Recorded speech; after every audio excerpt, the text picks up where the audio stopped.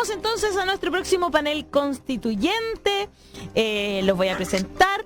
Con nosotros está Camila Musante, abogada, magíster en Derecho Ambiental, subdirectora de Derecho Público de ABOFEM, la Asociación de Abogadas Feministas, precandidata a la Convención Constitucional de la lista Prueba Dignidad por el Distrito 14, que como les dije son las comunas de Alhué, Buin, Calera de Tango, Curacaví, El Monte, Isla de Maipo, María Pinto, Padre Hurtado, Paine, Peñaflor, San Pedro y Talagante. Oye, el manso distrito.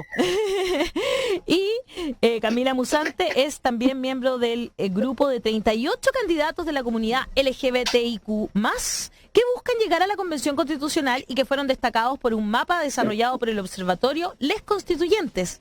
Ahí está Camila, aparece. No hay nadie del oficialismo, no hay ningún candidato LGBTIQ+ que pertenezca al oficialismo, ojo con eso, ¿eh? No. Lucio Cuenca, ¿no?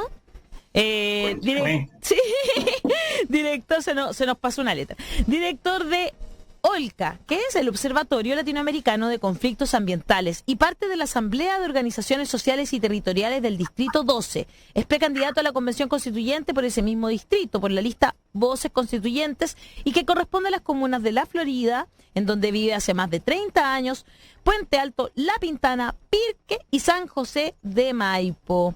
Ahí está entonces la presentación de nuestros dos invitados del día de hoy. ¿Cómo están? Bienvenidos a La Voz de los que Sobran. Muchas gracias por conectarse esta mañana. Hola, muchas gracias a ti, Alejandra, y a todo el panel y el espacio y la invitación.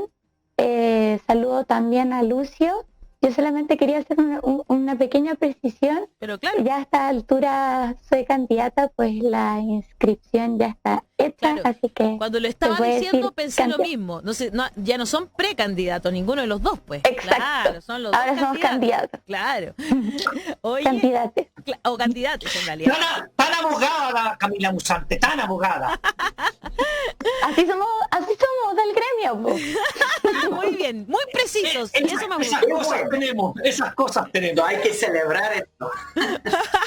Oye, quiero partir conversando con ustedes con algo que está muy, ¿no es cierto?, en la palestra, en la contingencia, y que tiene que ver con las paltas.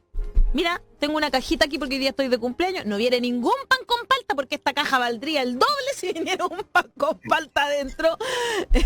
El precio de las paltas está disparado, pero se habla mucho además de este monocultivo que se ha transformado la palta, ¿no es cierto? Y que está empezando también, y que genera la sequía en muchos lugares de Chile. ¿Qué les parece? Primero Camila, luego Lucio. Muchas gracias, Alejandra. Creo que es un tema contingente que pone en la palestra y espero como prioritaria las problemáticas socioambientales que siempre tienden a quedar como un poco al final de la lista, y eso entiendo que a Luz también le preocupará. El otro día recuerdo una conversación que escuché al pasar de dos personas que se quejaban del precio de la palta, que subió mucho, ¿qué vamos a hacer?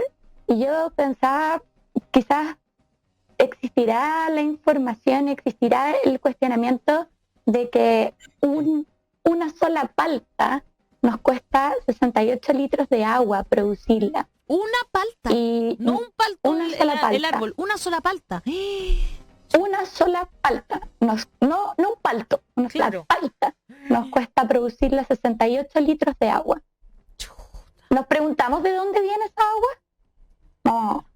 Nos preguntamos cuántas vidas significó, vidas no solamente me refiero a humanas, sino de animales no humanos, cuántos ecosistemas se destruyeron, de dónde provenían esas aguas, esos 68 litros para producir esa palta, para que llegara a finalmente mi plato de comida.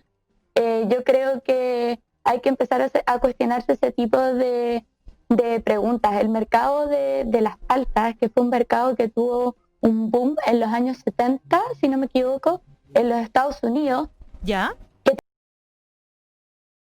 A Chile, sino que también a México, porque se generó toda una red de narcotráfico alrededor del negocio de la palta, y las provincias que empezaron a producir de forma más competitiva que los Estados Unidos. Es un producto del neoliberalismo que se vendió muy bien en ese entonces por tener muchas propiedades. Se asoció incluso a otros productos que se han vendido, como por ejemplo, si comes palta, vas a poder tener este estereotipo de figura que es el que se está promocionando en ese momento, relacionado con la industria de la moda también. Y esto nos llega a Chile no en el 70, sino ya más bien en el 80, cuando tenemos aprobado nuestro Código de Agua vigente hasta el día de hoy, en el año 81, y en donde los derechos de aprovechamiento comienzan a ser comprados rápidamente. Rápidamente por quienes entendían cómo iba a funcionar este mercado de las aguas. Así que la especulación subió muchísimo. Claro. Y la competitividad de Chile por el mercado de aguas que tenemos y por ser el único país que tiene las aguas privatizadas, comenzó a ser incluso más competitiva que la del origen de la producción de paltas, que fue en California, en Estados Unidos. Origen me refiero como en términos masivos.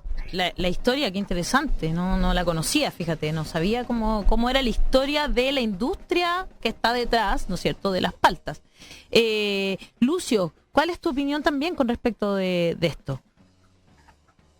Sí, mira, primero partir agradeciendo la invitación, saludando a los auditores y auditoras, bueno, saludándote a ti en tu cumpleaños. Ay, gracias. Espero que sea muy bonito día, junto con tus colegas, el equipo de la radio y la familia, ¿no?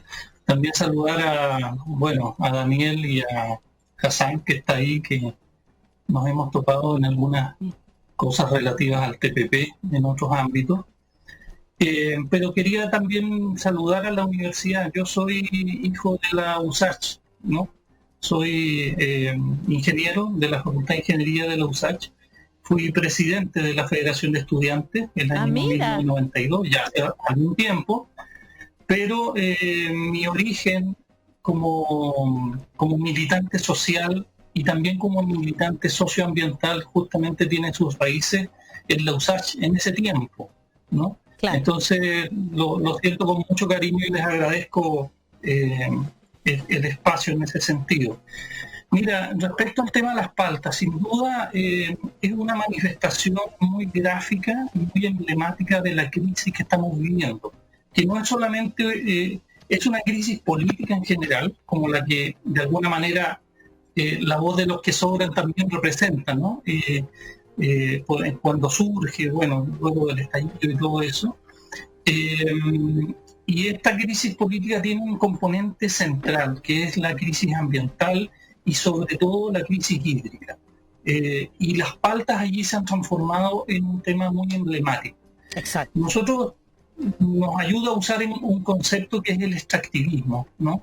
Como componente central de este modelo económico que está pensado justamente en apropiarse de los bienes naturales y transformarlos en materia prima que se vende al mercado internacional a grandes volúmenes sin importar los impactos que tienen en los territorios. Y claramente lo de la palta ha sido una muestra muy gráfica, pero hay que entender que este es un problema mucho más extendido que las zonas donde se cultiva la palta.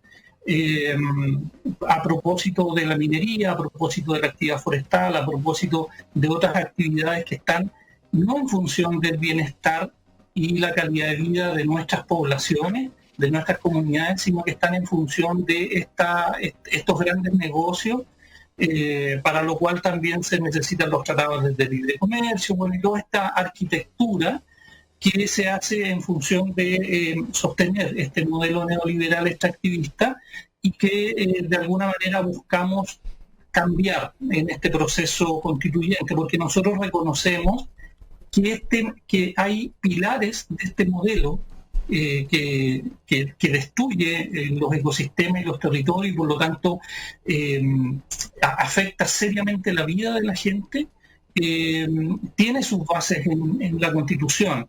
O sea, la privatización de los bienes naturales comunes, el rol de la propiedad privada, el que no se democratice este país para que las decisiones realmente se tomen de manera descentralizada y que acorde a los proyectos de vida que la gente tiene en las regiones, en las comunas.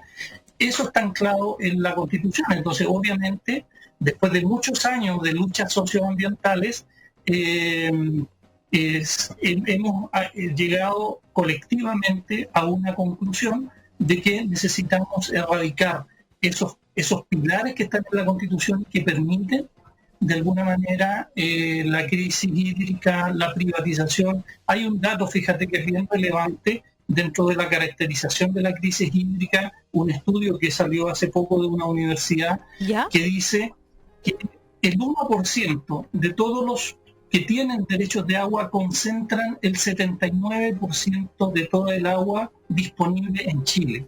O sea, esto no es solamente, claro, es un tema de propiedad, es un tema de impacto ambiental y de los ecosistemas, pero también es un tema de desigualdad, ¿no? Es un tema de precarización de la vida de la gente.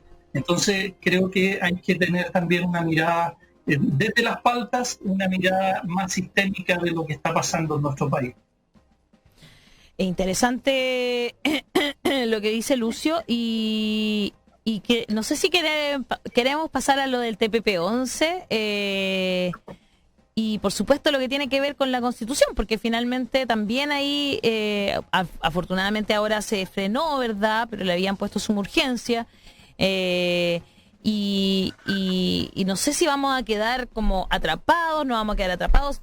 ¿Qué piensan sobre el TPP-11? ¿Qué debería suceder y cuáles son sus propuestas al respecto, Camila? Aprovecho, Alejandra, de felicitarte por tu cumpleaños. Los disculpas, no lo sabía. No te preocupes. Y ahora que me aparecen todos, porque estoy desde el teléfono, aprovecho de saludar también al resto del panel, a Hassan y a Daniel. Bueno, el tema del TPP-11, bien controvertido y también bien bullado desde el mundo ambiental, tanto desde los activistas o esta especie extraña de abogadas y abogadas que nos dedicamos al derecho ambiental. Claro. De cara al proceso constituyente se ha dicho mucho de que podría poner en riesgo, por lo que estamos luchando, el haber conseguido que en el plebiscito el 25 de octubre ganara el apruebo de la Convención Constitucional. Y también surge la pregunta de por qué el gobierno había puesto urgencia de aprobar, o por qué cada cierto tiempo sale la urgencia de aprobar este tratado. Y es porque este tratado, el TPP-11, que se muestra como un acuerdo proteccionista para los estados que lo suscriben, asegura a los inversionistas privados la mantención del statu quo regulatorio, o sea, como que todo el ordenamiento jurídico se mantenga vigente al momento que se ratifica. Nosotros estamos en un proceso constituyente, por lo que si aprobamos este tratado antes de iniciar el proceso constituyente, una vez que tengamos nuestra nueva Carta Magna, vamos a tener que respetar todo lo estipulado en el TPP-11.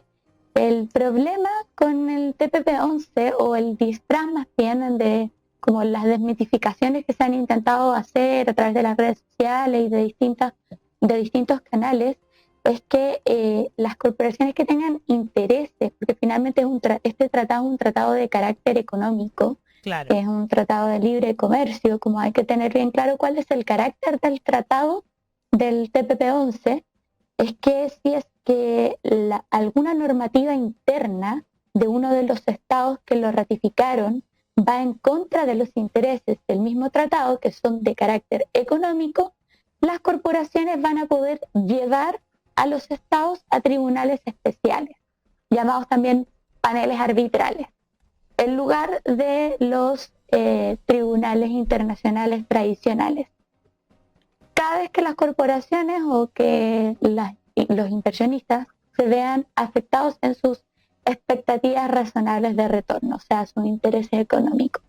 Y ahí dos preocupaciones. En primer lugar, la parcialidad con la cual estos paneles arbitrales tratarían los intereses de los inversionistas contra los intereses públicos, que esto también está muy documentado, o sea que hay como harto respaldo al respecto de esta preocupación o aprensión, y que por supuesto todas las medidas pendientes, que me imagino que Lucio también comparte, que dentro de las propuestas constitucionales vamos a empujar a que hayan más medidas tendientes a la protección de la naturaleza, a impedir esta explotación desmedida de los recursos naturales, van a ir en contra de los intereses del tratado, pues Chile hoy tiene una economía que se sustenta en el extractivismo y en la explotación de materias primas.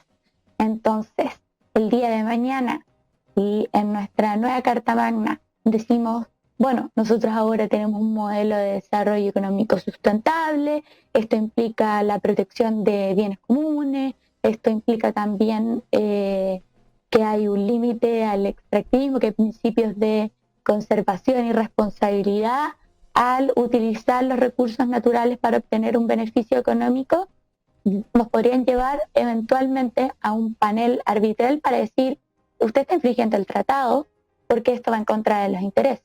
Claro. Pero por otra parte, y aquí viene como la salvedad, ¿ya? El TPP-11 no es un tratado de derechos humanos, es un tratado de libre comercio. Entonces, de acuerdo a lo que hoy en la actual Constitución incluso está regulado y lo que entiende nuestra doctrina, este es un tratado que tiene rango de ley simple, y no debiese estar por sobre la Constitución.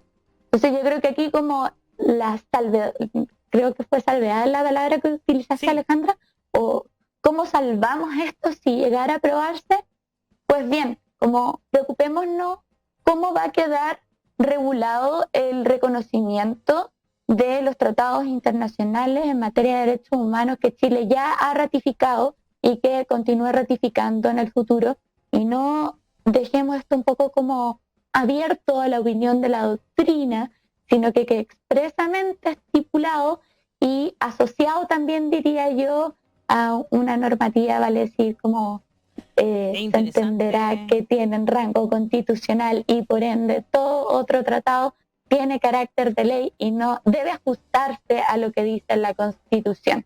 Ok.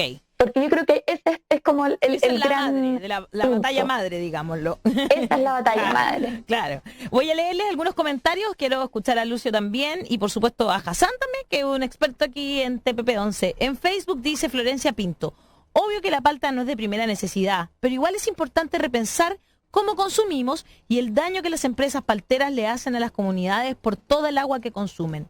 Verónica Soto González, Lucio es un defensor de los bienes naturales. Lo conozco y reconozco su gran labor. Tremendo trabajo en las comunidades. El agua es un bien que debe volver al pueblo. Grande Lucio.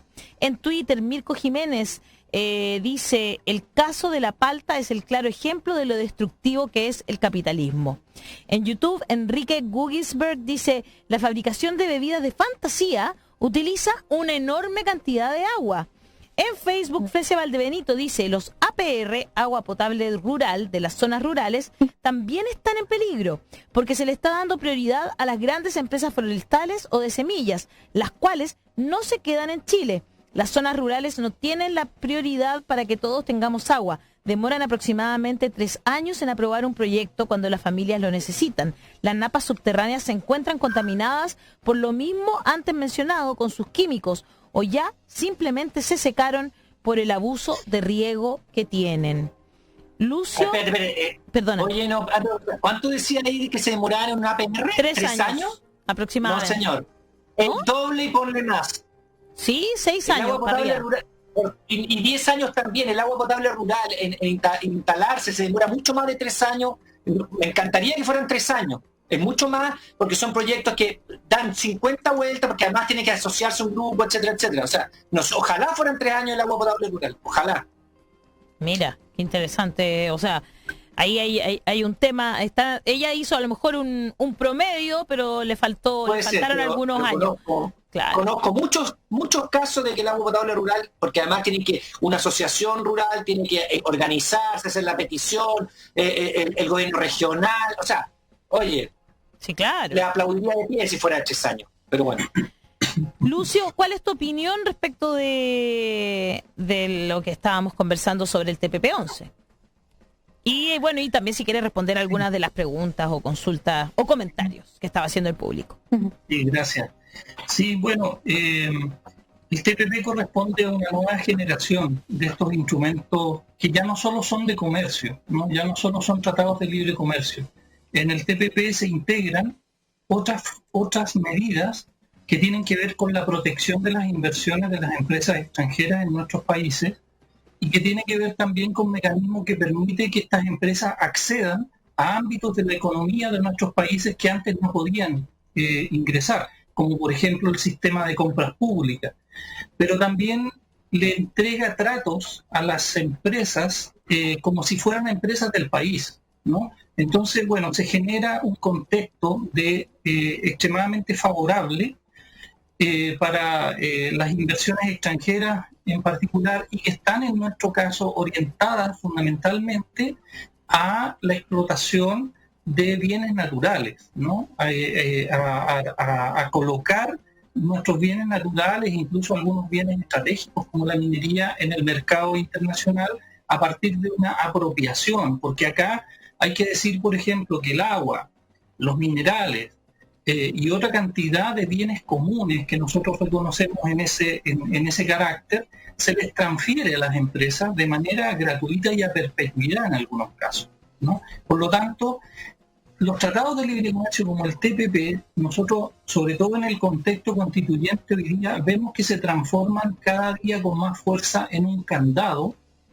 para el mejoramiento de las condiciones de vida de nuestro país, para garantizar derechos sociales, por ejemplo, que pueden ser interpretados desde el filtro de los tratados de libre comercio como un obstáculo a garantizar las ganancias de las empresas.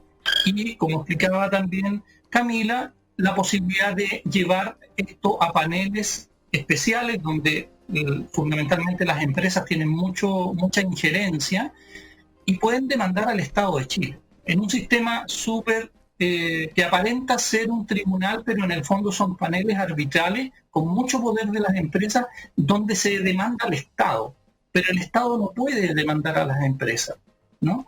Y eso genera un problema de injerencia en la soberanía del país, incluso en la jurisdicción de los tribunales que operan en nuestro país. O sea, se crean estos especies de tribunales de fantasía donde las empresas que estiman que no se están cumpliendo sus expectativas de ganancia pueden denunciar al Estado de Chile. Y eso puede ser porque se mejora una norma ambiental para las condiciones de salud de la población, porque se mejora una norma laboral, porque se mejora, digamos, cualquier cosa que ellos interpreten que afecta su expectativa de ganancia. Ese es el concepto que se usa. Pero también se generan otros instrumentos, como por ejemplo obligar a que Chile entre en vigencia un convenio aparte que se llama UPOC 91, que permite la privatización, nosotros le denominamos privatización de la semilla, o sea, la propiedad, la patente sobre el patrimonio de la semilla que ha sido desarrollada a lo largo de cientos de años por distintas comunidades campesinas indígenas en nuestro país. O sea, es permitir la apropiación y el condicionamiento futuro de, por ejemplo, que Chile decida cambiar de rumbo respecto de la matriz económica que tiene hoy día, ¿no? Que es lo que debiera ocurrir desde nuestra perspectiva, porque si nosotros estamos analizando que la Constitución genera las bases para que tengamos un país que cada vez profundiza más su crisis ambiental, tenemos que cambiar la Constitución y sentar las bases para orientar el país en otra dirección, ¿no? Claro. Y eso pasa por, entre otras cosas, revisar esta lógica de los tratados de libre comercio. Bueno, Hassan seguramente lo ha comentado en otras oportunidades. Chile es el país que tiene más tratados de libre comercio firmados con distintos países del mundo. ¿Chile es el país de todo el mundo el que tiene más tratados de libre comercio? Sí, claro, tiene 28, tratados y hay algunos que están en curso, que se ¿Ya? han firmado pero no se han ratificado, como por ejemplo con Argentina, con Brasil, pero también se está revisando y complementando el Tratado de Libre Comercio con la Unión Europea. Se terminó de revisar el Tratado de Libre Comercio con China, con Canadá, que son tremendamente lesivos para los intereses de Chile. O sea, por esa vía se impide que Chile pueda volver a tomar control, por ejemplo, de materias estratégicas como la minería, o que recuperemos el agua. ¿No? Recuperemos el agua como un bien común, el agua como un derecho humano, y que se consagre esto así en la nueva Constitución, y otros bienes comunes que hoy día están tratados como mercancía en la Constitución y que pueden ser privatizados, y resulta que son patrimonio de toda la gente, y sobre todo son componentes de la naturaleza de la cual nosotros también somos parte. Entonces, Flores. tenemos que mercantilizar la Constitución, tenemos que generar control sobre la primacía que se le da a la propiedad privada y a las protecciones que tiene la propiedad privada en la Constitución. O sea, necesitamos realmente cambiar el rumbo. Aquí ha operado una lógica dogmática de un sector de la política y de la economía que ha impuesto esta lógica. Quisiera, solo para cerrar este punto, fíjate que en este momento la ciudadanía, las organizaciones, han generado un contexto de crítica a este modelo de tratados de libre comercio y del TPP en particular, que han generado que el TPP esté paralizado su tramitación en el Parlamento, su ratificación, desde el 17 de octubre del 2019, o sea, desde el día antes del estallido social. Este tratado, si bien fue aprobado en la Cámara de Diputados, por primera vez el margen. Antes se aprobaban todos los tratados de libre comercio de manera unánime, sin ninguna discusión, sin ninguna información. Nadie pedía una evaluación integral de lo que estaba pasando con los tratados de libre comercio. Se aprobaba como que fuera la Biblia del neoliberalismo en Chile. Eso cambió a partir de tomar conciencia de lo que significa el TPP y de la ampliación de los tratados que ya estaban vigentes. Entonces, y eso centralmente lo que hace es asegurar la apropiación y el acceso de las grandes empresas y del mercado internacional a los bienes comunes naturales, que de lo cual depende la vida y la calidad de vida de nuestras poblaciones y pueblos a lo largo de todo Chile. Entonces, claramente, bueno, nosotros somos parte de las distintas coaliciones que vienen trabajando hace años contra el TPP, pero también en contra de otros tratados de libre comercio que han generado perjuicios muy grandes a la economía local, a las economías regionales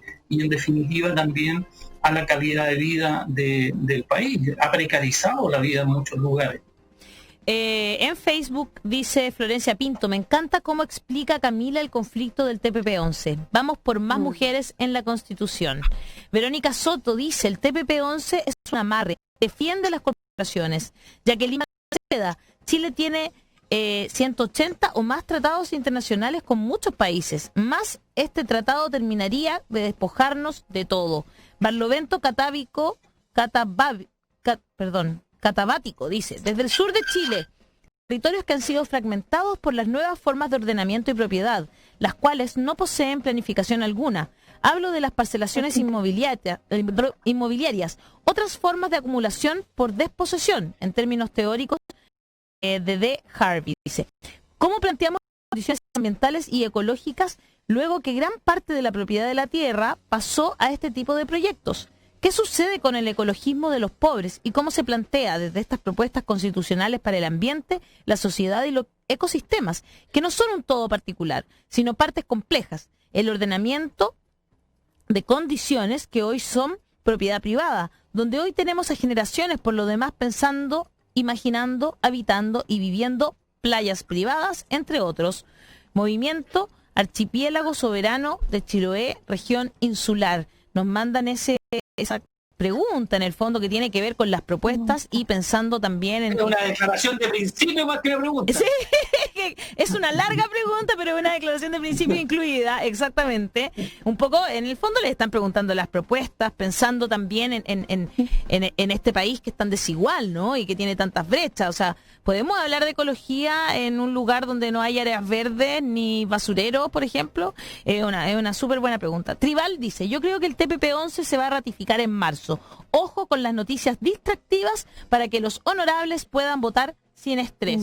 En YouTube, Jonathan dice, no al TPP-11, traerá más desigualdad y debilitará nuestro Estado aún más.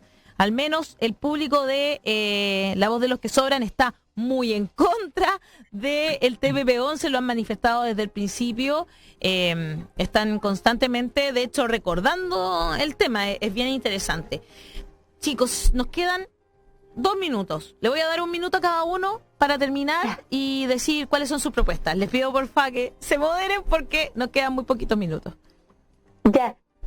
Alejandra, quisiera hacerme cargo brevemente porque además está relacionado con las propuestas de esa super pregunta que dejaron ahí. Las problemáticas socioambientales están estrictamente ligadas con el ordenamiento territorial.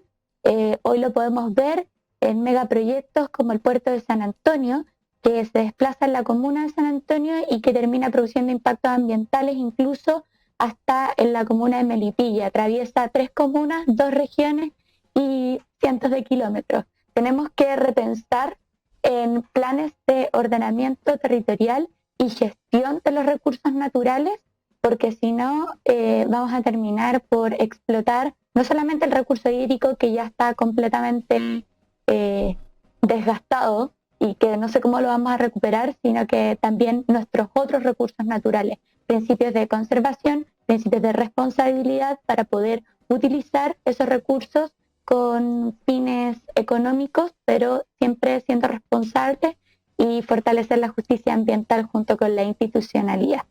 Muy bien, Camila, muchas gracias. Lucio. Sí, mira, yo quisiera rescatar, más que referirme a un contenido específico, ¿no? Quería rescatar la construcción del proceso que hemos hecho acá en el Distrito 12. Creo que eso es parte de nuestra propuesta. Esto ha sido un proceso a nivel social de articulación en el Distrito 12 que constituye otras maneras de abordar el proceso constituyente, de fomentar la participación, la movilización en torno a este proceso, y que, cristaliza estas voces constituyentes en esta lista que está formada, entre otras también por el movimiento feminista 8 de marzo, el movimiento No Más AFP, también hay organizaciones de la disidencia, organizaciones territoriales, y en mi caso representando al mundo socioambiental por la trayectoria que de alguna manera llevamos sobre nuestro cuerpo, ¿no? Y en ese sentido quería también cerrar esta parte manifestando mi preocupación respecto a cómo se está abordando este proceso constituyente en este marco de crisis política tan profunda. Y nosotros estamos viendo que el sistema político en general no se está haciendo cargo de esto. Eso se refleja, por ejemplo, en que tengamos un turismo político electoral en el distrito, donde están cayendo en nuestro distrito candidaturas que no tienen un arraigo en el territorio, que no tienen realmente un trabajo, ¿no? Y de alguna manera están pasando a llevar estos procesos que están surgiendo desde la revuelta social, pero que se nutre de muchos procesos que vienen de antes incluso, ¿no? De demandas históricas del movimiento social y socioambiental. Yo los invito a conocer, tenemos un programa, la lista se llama Voces Constituyentes en el Distrito 12, y que de esa manera nos acompañen en este proceso. Es un proceso colectivo de construcción, de articulación, de comunas que son muy grandes, con mucha población. Así y que hemos asumido este desafío de articulación. Así que los invito a que nos conozcan más y que podamos compartir este proceso de transformarnos todos y todas en constituyentes a partir de este trabajo. Muchas gracias, Lucio. Efectivamente, muy populosas las comunas, ¿no es cierto?, de ese distrito, ¿verdad? hay mucha gente que vive ahí, mucha gente, así que es un gran desafío que tienen por delante. Oye, le quiero agradecer entonces a ambos haber estado hoy día para poder conversar sobre sus propuestas para una nueva constitución. Hoy día con Daniel y con Hassan al principio pensábamos que este era un programa que tenía que ver con el Chile que estamos dejando atrás, con 19 carabineros apenas desvinculados desde por el estallido social, y el Chile que estamos mirando, ¿no? Al Chile que queremos llegar, y que vimos un ejemplo, una fotografía, ¿no es cierto?, muy decidora, que tiene que ver con la familia del PDI asesinado en el Gualmapu, y Marcelo Catrillanca, padre de Camilo Catrillanca, asesinado en el Gualmapu, abrazándose, queriéndose. Una fotografía de amor que tiene mucho que ver con el Chile al que queremos llegar, y que también ahí los temas ambientales tienen tanto que escuchar de los pueblos originarios, ¿verdad?